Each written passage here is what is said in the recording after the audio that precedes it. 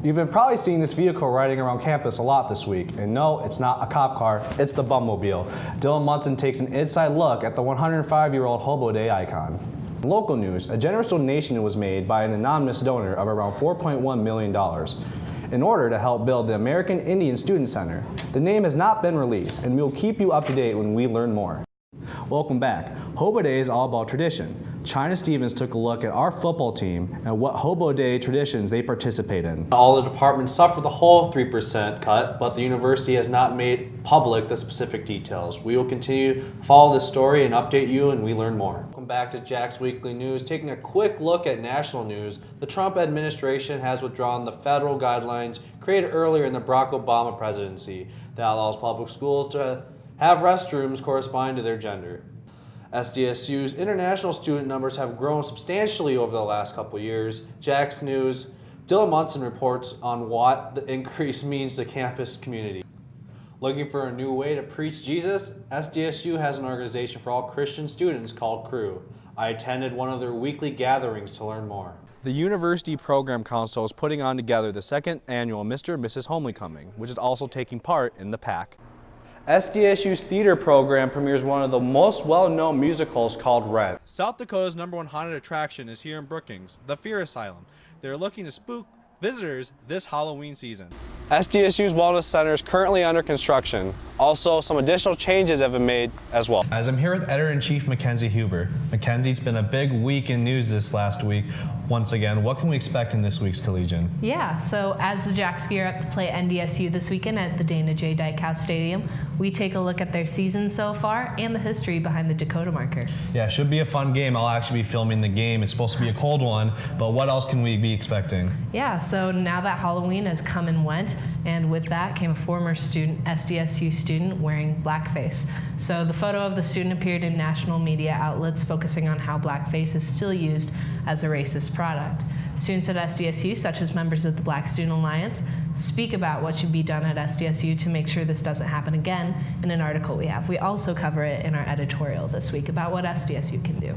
Any other news, Mackenzie? Yeah, so if you aren't following the University Police Department's Facebook page, then you're doing something wrong. So one reporter talked to the people behind the screen about how they work to inform the SDSU community, keep students safe, and offer helpful advice, while also keeping it pretty humorous. So.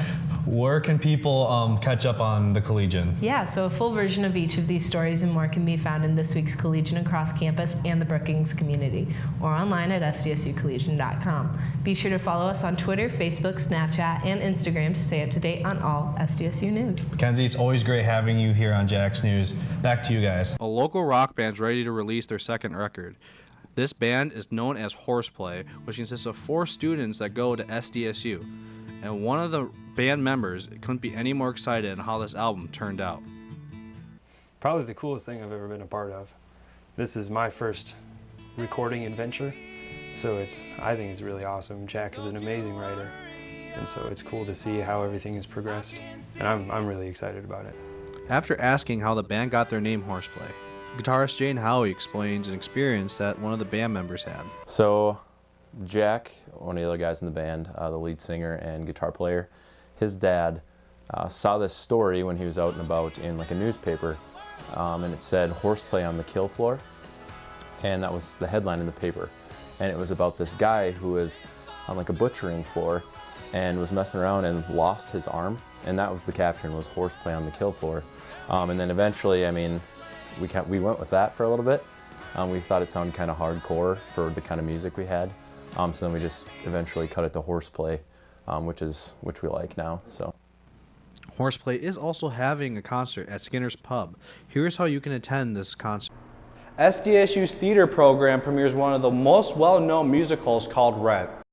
The musical had made its first appearance in New York in January of 1996. The musical deals with artists trying to survive dealing with HIV and AIDS in the New York City area. The director of the SDSU version, Jim Wood, had seen the play as a college student, and the cast could tell how much this play really meant to him. Jim, he's been great. He knows the show very well because it came out when he was in college back in the 90s. So the show meant a lot to him when he was in college, and he was able to translate that to us, and we found our own reason to make it important to us, which was very nice. Alex Garcia, who also plays Tom Collins in the show, goes through the preparation work and the practice it took to make this play a success. With this show, since it's so music heavy, the first like week and a half, 2 weeks was music. So we'd just come in, we'd run our parts and learn them and get them in our heads. And after that, we moved to blocking. So he shows this is where you move in this part, how you walk around, how I want to look. And then we get into full runs once everything's blocked, and then we start cleaning it to make sure it looks as sharp as it can. With only having 5 weeks to prepare, they had to start work immediately after auditions. Steven Marino, who plays Roger Davis, shares the audition process for each talent going in to Rent. It's an interesting experience to audition for shows here because we do something that's called a cattle call audition, which means you literally get up in front of everybody and audition. You are standing in front of a group of probably 40, 50 people and by yourself auditioning.